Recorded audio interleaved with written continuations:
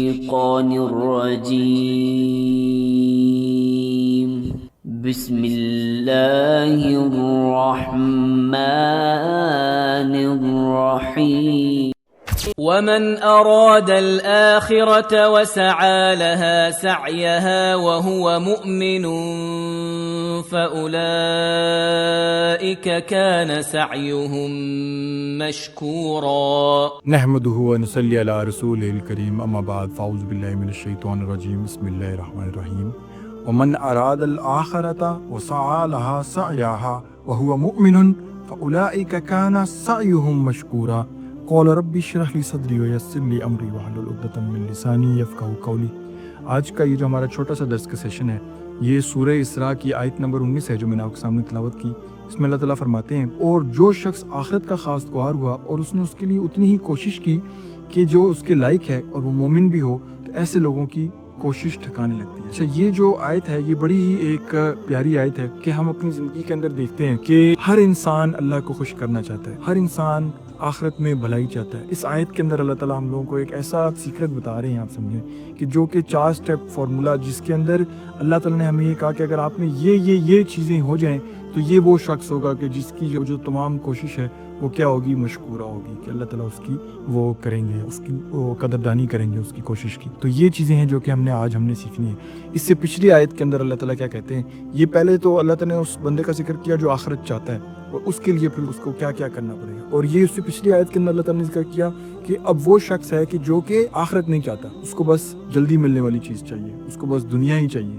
تو اس کے بارے میں اللہ تعالیٰ کیا کہتے ہیں، یہ اسی کی آیت نمبر 18 من کان یرید العاجلۃ عجلنا له فیہا ما نشاء لمن نرید ثم جعلنا له جہنم یصلاھا مذموما مدحورا۔ اب یہ وہ شخص ہے من کان یرید، کہ وہ شخص کے جس کو چاہیے صرف کیا چیز، عاجلۃ، جس کو صرف جلدی ملنے والی چیز چاہیے، اس کے ساتھ کیا ہوگا، اس کو یہاں پر اتنا مل جائے گا جو کہ اس کے لیے اللہ نے اس کے لیے لکھا ہوگا، اور اس کے بعد کیا ہوگا کہ ثم جعلنا له جہنم، اور اس کے بعد پھر اس کو جہنم کے اندر جو ہے ڈال دیا جائے گا، اور اس میں داخل ہوگا کس طرح سے، وہ جہنم میں داخل ہوگا مذمت زدہ ہو کر، دھکوں کے ساتھ، مذموما مدحورا، مذمت کرتا ہوا اپنے آپ کو اور مدحورا ہو کے وہ جہنم کے اندر داخل ہوگا۔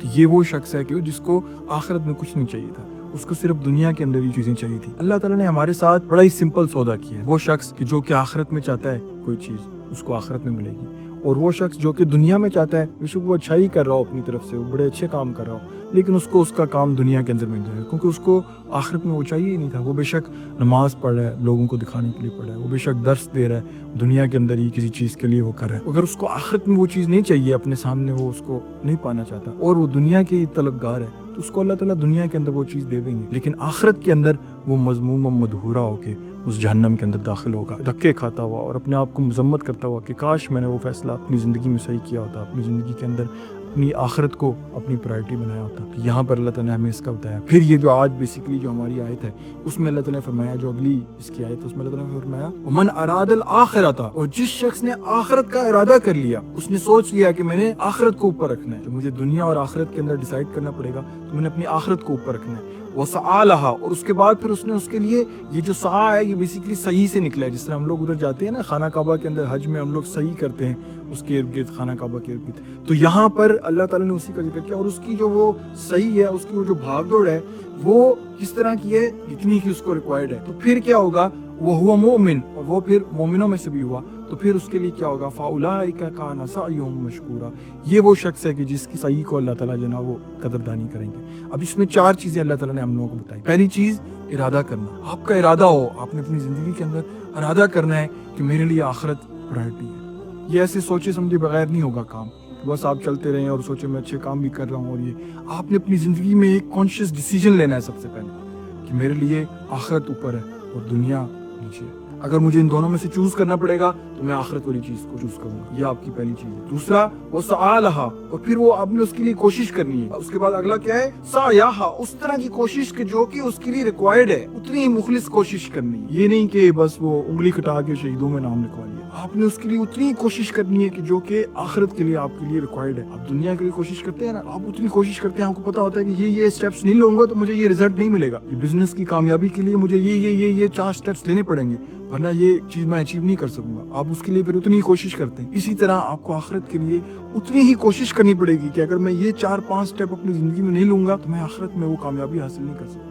تو آپ نے پھر اس کے لیے اس لیول کی کوشش کرنی, اور پھر وہو مومن, اور پھر آپ کو یقین ہونا چاہیے کہ مجھے آخرت کے اندر ملے گا اللہ تعالیٰ سے. آپ نے پھر اللہ کے ساتھ اس چیز کے لیے اپنے آپ کو وہ کرنا ہے. آپ کا ایمان پختہ ہونا چاہیے. آپ کی سوچ یہ نہیں ہونی چاہیے کہ ٹھیک ہے کر تو میں رہا ہوں, اپنی طرف سے تو میں نے کر لیا ہے, پتہ نہیں آخرت میں تو میرا برا ہی ہونا ہے, حال تو میرا برا ہی ہے. آپ نے جب اس یقین کے ساتھ کوشش کرنی ہے, پھر آپ کے دل میں وہ خوف اور رجاء والی جو کیفیت اللہ کے لیے ہونی چاہیے. یار اب میں نے اپنی طرف سے کر دیا, اپنا میں نے ہر چیز اپنا آپ کے آگے رکھ دیا, اب مجھے آپ سے امید ہے, آپ بڑے رحیم ہیں, آپ بڑے کریم ہیں, آپ نے کرنا ہے, آپ اٹھا لیں. کسی میری جو بھی میں نے ٹوٹی پھوٹی وہ کی ہے, آپ نے اس کو وہ پر لگانے ہیں, اپنے پاس لے کے جانا ہے, لیکن اس کے لیے آپ کی کوشش آپ کی طرف سے وہی ہونی چاہیے جو کہ اس کے لیے ریکوائرڈ ہے. اب یہاں پر یہ جو ہے نا, سب سے پہلا جو ارادہ والی جو چیز ہے, یہ ہم کہنے کو بڑے آرام سے ہم لوگ کہہ دیتے ہیں کہ ہاں میں نے سوچا میرے لیے آخرت بڑی پوچھی. اللہ تعالیٰ کیا فرماتے ہیں, کلا بل تحبون العاجلہ, بے شک کہ تم جلدی ملنے والی چیز سے محبت کرتے ہو, وتذرون الآخرہ, اور آخرت کو پیچھے چھوڑ دیتے ہو. تو یہ چیز ہے کہ جو کہ ہمیں سب سے پہلے اپنی زندگی میں سوچنی ہے کہ اصل زندگی آخرت کی ہے. اصل جو آپ کا جو گین جو ہے وہ آخرت کا گین ہے. یہاں پر کیا ہے, 20 سال 30 سال 20 سال آپ کسی محل میں رہ لیں گے, یا 20 سال آپ کسی کٹیا میں رہ لیں گے. مرنا تو آپ نے یہاں پر بھی ہے, جس طرح مرضی آپ وہ کرا لیں. اگر علاج اللہ نے نہیں لکھا تو نہیں لکھا, کیا فائدہ اس دنیا کے لیے اپنے آپ کو سارا کا سارا لگا دینے کے اندر, جب ایٹ اینڈ ملنی وہ اتنی ہے جتنی اللہ نے لکھ دی ہے. اس 20-30 سال کی کہانی ہے ساری کی ساری. مرنا تو یہاں پر ہے ہی آپ نے, وہ ہے جو کہ ہمیشہ کی زندگی. یہاں پر 20-30 سال کا سودا ہے, وہاں پر ہمیشہ کی زندگی, یا ہمیشہ کی جنت یا ہمیشہ کی دوزخ. اب یہ ہمارے اوپر ہے, ہم کس چیز کو چنتے ہیں. ہم اپنے اس 20-30 سال کی زندگی کو چنتے ہیں جس کو ہم سوچتے ہیں کہ ہم بڑا زبردست بنا سکتے ہیں, جس کے اندر وہ ملے گی اتنی جتنی اللہ نے لکھ دی ہے. بڑے بڑے پیسوں والے لوگ ہوتے ہیں, بڑے بڑے سارا کچھ ہوتے ہیں, سب سے زیادہ اینٹی ڈپریسنٹس وہ کھا رہے ہوتے ہیں. کیوں؟ کیونکہ وہ ملنی ان کو اتنی اللہ نے جو ان کے لیے اللہ نے لکھی ہے. تو یہاں پر ہمارا ایک زندگی کا کانشیس ڈیسیجن ہے کہ یا رب میں آپ کے لیے اپنے آپ کو وہ کرتا ہوں. میں نے اپنی زندگی اور آخرت کے اندر آخرت کو چن لیا. جب مجھے ڈیسائیڈ کرنا پڑ گیا اگر, تو پھر میں آخرت کو آگے لے کے چلوں گا. تو یہ یہاں پر جو ہے نا اللہ تعالیٰ نے ہم لوگوں کو وہ چیز بتائی. اسی طرح سے یہ دیکھیں اللہ تعالیٰ فرماتے ہیں سورہ اعلیٰ کی آیت نمبر 16 ہے, بل تؤثرون الحیات الدنیا والآخرۃ خیر وابقیٰ, کہ کیا تم اس دنیا کو پریفر کرتے ہو, اس کے بعد والآخرۃ خیر وابقیٰ, حالانکہ وہ آخرت ہے جو کہ خیر ہے, جو کہ بھلائی والی ہے, وہ ابقیٰ, اور وہ ہمیشہ کے لیے ہے, وہ لمبی چلنے والی ہے. اس کے اندر سے آپ کیسے یہ ڈیسیجن لے رہے ہو اپنے ذہن سے کہ یہ جو ہے نا آپ کی یہ زیادہ عزیز ہو گئی, صرف اس لیے کیونکہ یہ آپ کو نظر آ رہی ہے. یہاں پر اللہ تعالیٰ نے کیا کہا, پہلا سٹیپ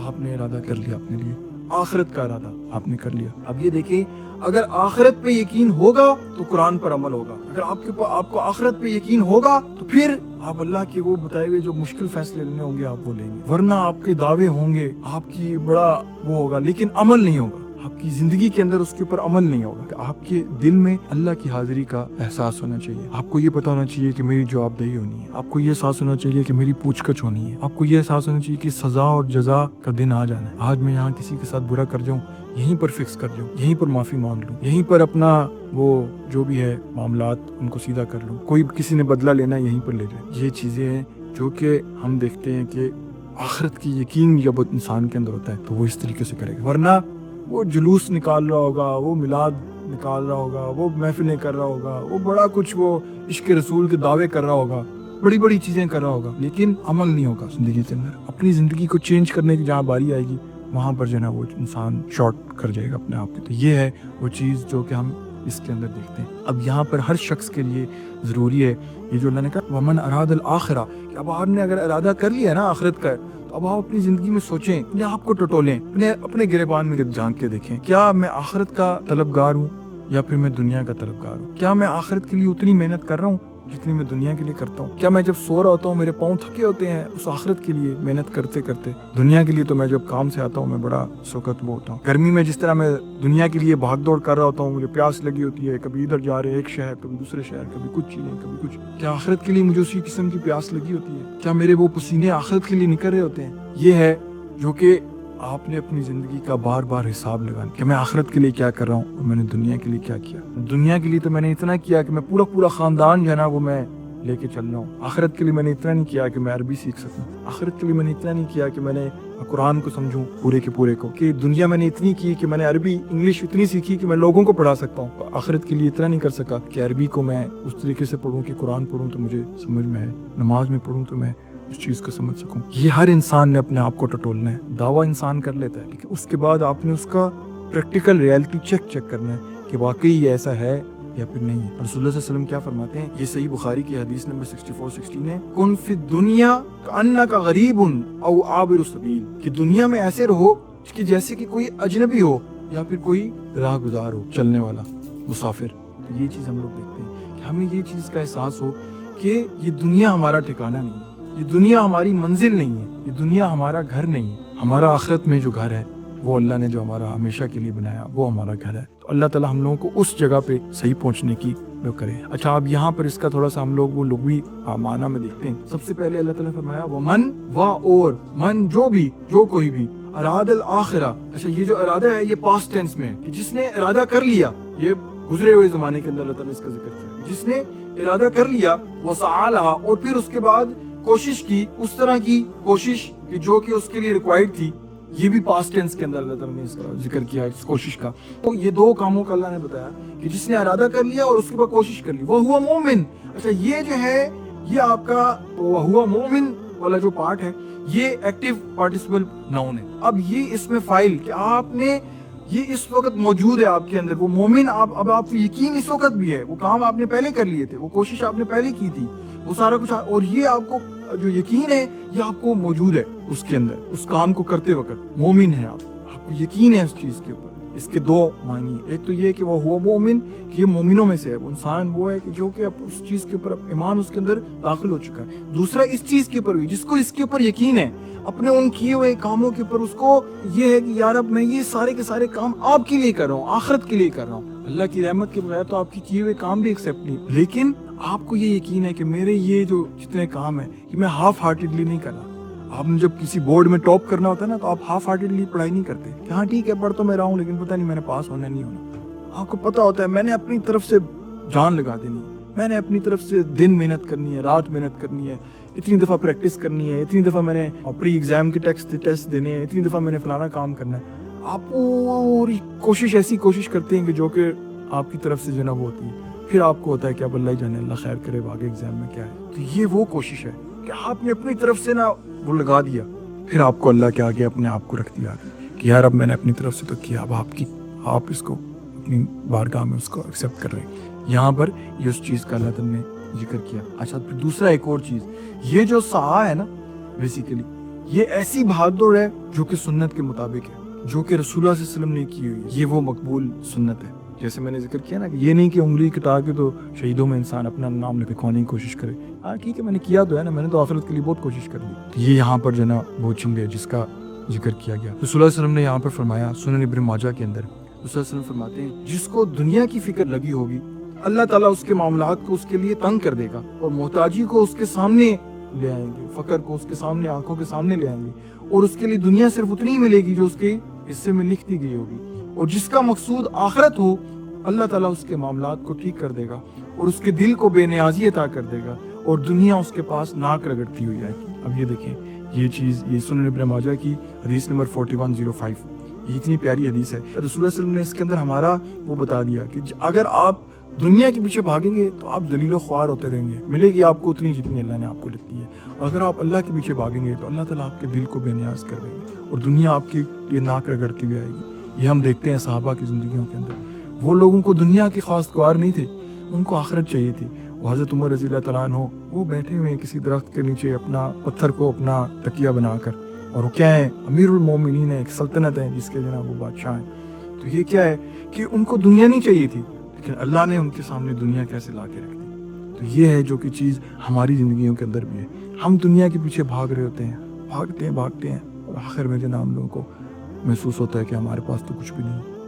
اب یہ ہم چیز دیکھتے ہیں صحابہ کی زندگی کے اندر کہ یہ ان لوگوں نے کیسے ان آیات کو اپنی زندگی کے اندر جو ہے وہ امپلیمنٹ کیا. یہ جب ایک آیت تھی, یہ جب اتری قرآن کی لن تنالوا البر حتی تنفقوا مما تحبون، کہ آپ نیکی کے درجے کو نہیں پہنچ سکتے اس وقت تک کہ جب کہ آپ خرچ نہ کریں اس میں سے کہ جس چیز سے آپ کو محبت ہے۔ تو انہوں نے کیا کیا؟ اب یہ وہ لوگ تھے جن کی رسول اللہ علیہ وسلم نے پرورش کی تھی اس طریقے سے کہ وہ آخرت کو اپنے لیے اوپر رکھتے تھے۔ حضرت ابو طلحہ رضی اللہ تعالیٰ عنہ بڑے ایک مالدار صحابی تھے، ان کا بیرہا نامی ایک باغ تھا۔ اب وہ کیا کیا انہوں نے کہ وہ اس باغ کو رسول اللہ علیہ وسلم کی خدمت کے اندر لے کر آئے۔ انہوں نے کہا کہ میں یہ باغ اللہ کی راہ کے اندر دینا چاہتا ہوں، مجھے اس باغ سے بڑی محبت ہے، میں اللہ کی راہ میں دینا چاہتا ہوں تاکہ میں اس آیت کے اوپر عمل کر لوں، میں اس نیکی کے درجے کو پہنچ جاؤں۔ یہ ان آیات کے بعد ان کی زندگیوں میں کیسی تبدیلیاں آئیں اور اس کے بعد انہوں نے اپنی زندگیوں کو بدلا۔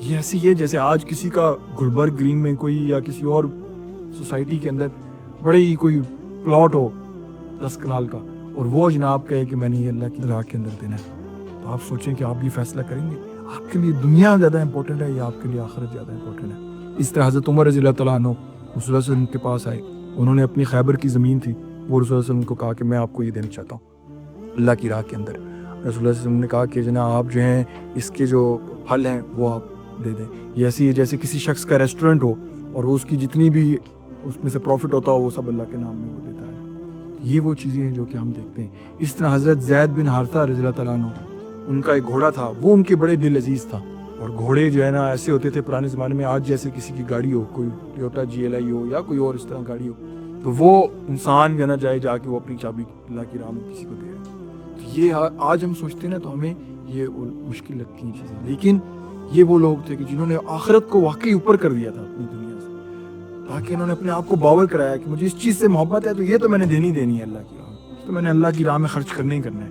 تاکہ میں اپنے آپ کو یہ باور کرواؤں میرے لیے آخرت زیادہ ضروری ہے، تاکہ میں آخرت میں اللہ سے اس کا وہ پاؤں۔ یہ دنیا میں یہ میرے پاس رہے گی بھی تو کیا 20-30 سال میں اس کا استعمال کروں گا، آخرت میں مجھے مل جائے گی تو میں ہمیشہ کی زندگی کے لیے وہ میرے پاس ہوگا۔ اسی طرح ابو دہدہ رضی اللہ تعالیٰ عنہ کی ہمیں اس کا پتہ ہے کہ وہ ایک دفعہ ایک یتیم بچہ تھا، وہ رسول اللہ علیہ وسلم کے پاس آیا، اور وہ ایک ابو لبابہ شخص تھا، اس کا ایک باغ تھا، اس کے باغ میں سے ایک درخت جو تھا وہ اس کے باغ سے تھوڑا سا باہر تھا، تو جو ایک یتیم بچہ تھا وہ اس سے مستفید ہو جاتا تھا، اس سے کھجوریں اتار کے کھا لیتا تھا۔ تو وہ رسول اللہ علیہ وسلم کے پاس آئے، انہوں نے آ کے کہا کہ یہ تو میرا درخت ہے، یہ بچہ اس سے کھاتا رہتا ہے۔ تو جو انصاف کا تقاضا تھا وہ تو یہی تھا کہ ظاہر سی بات ہے وہ درخت اس کو مل جائے بندے کو واپس، لیکن وہ بچہ جو تھا وہ رونا شروع ہو گیا۔ تو رسول اللہ علیہ وسلم نے اس وقت کہا کہ کیا تم اس شخص کو یہ درخت دینا چاہو گے اور اس کے بدلے تمہیں جنت کے اندر ایک درخت مل جائے گا؟ اس شخص نے کہا نہیں مجھے تو یہ دنیا کا ہی وہ چاہیے۔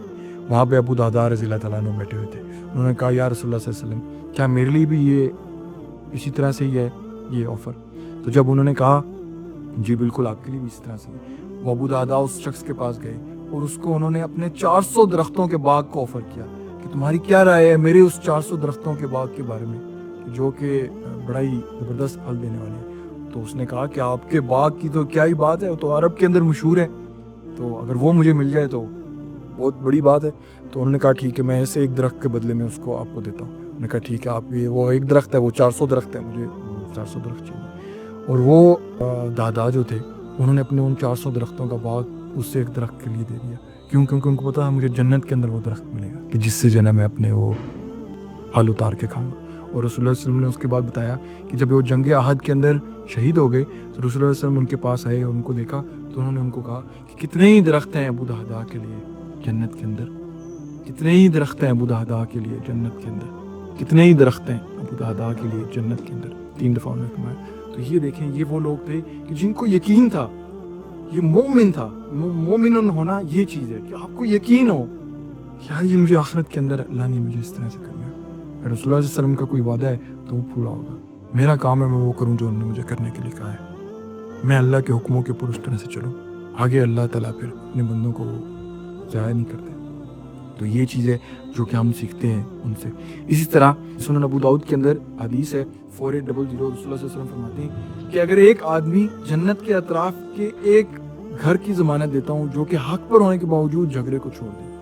اب یہ دیکھیں یہ ہماری زندگیوں کے لیے بھی ہے، یہ تو ہم ان کے بارے میں سوچتے ہیں تو ہمیں بڑے بڑے کام لگتے ہیں، ہم اپنی زندگی کے اندر بھی اس کو امپلیمنٹیشن کے اندر لے کے آئیں، چھوٹے سے شروع کریں۔ بے شک یہ ایک چھوٹی سی بات ہے رسول اللہ صلی اللہ علیہ وسلم کی کہ میں اس شخص کو جنت کے اندر گھر کی وہ ضمانت دیتا ہوں، اس شخص کو کہ جو کہ صحیح ہونے کے باوجود حق پہ، جب انسان حق پہ ہوتا ہے نا وہ کہتا ہے یہ تو میرا رائٹ ہے، تو میں چھوڑنا ہی نہیں ہے. لیکن اگر وہ اپنا رائٹ صرف اس لیے چھوڑ دے کہ اس کو آخرت میں جنت میں گھر چاہیے، جیسے ابو دہدا نے اپنے 400 درختوں کا باغ چھوڑ دیا اس لیے کیونکہ ان کو جنت میں ایک درخت چاہیے. اس طرح اگر آپ کو وہ جنت میں گھر چاہیے تو رسول اللہ صلی اللہ علیہ وسلم کی آفر آپ کے لیے آج بھی اویلیبل ہے. آپ کبھی رائٹ پہ ہیں، بڑے آپ کا شدت سے اس کے اوپر دل ہے اس چیز کا، لیکن آپ اللہ کے لیے آپ اس کو چھوڑ کے آئے. مجھے آخرت میں رسول اللہ صلی اللہ علیہ وسلم کے وعدے کے اوپر یقین ہے، مجھے اللہ تعالیٰ ضائع نہیں کریں گے. اب یہ کریں، اللہ تعالیٰ دیکھیں پھر آپ کو کیسے جو نا وہ کرتے ہیں. یہ وہ کوشش ہے، یہ چھوٹی سی چیز کے اندر ہے جو صرف آپ کے دل میں ہے. آپ کو پتا ہوگا، اللہ کو پتا ہوگا، جس بندے کے ساتھ آپ نے چھوڑا اس کو بھی نہیں پتا ہوگا، لیکن اللہ کے لیے یہ بڑی عزیز ہوتی ہے. یہاں سے ہمیں اس چیز کا احساس ہوتا ہے کہ یہ جو آپ کے آخرت کے لیے آپ نے کیا بھیجا،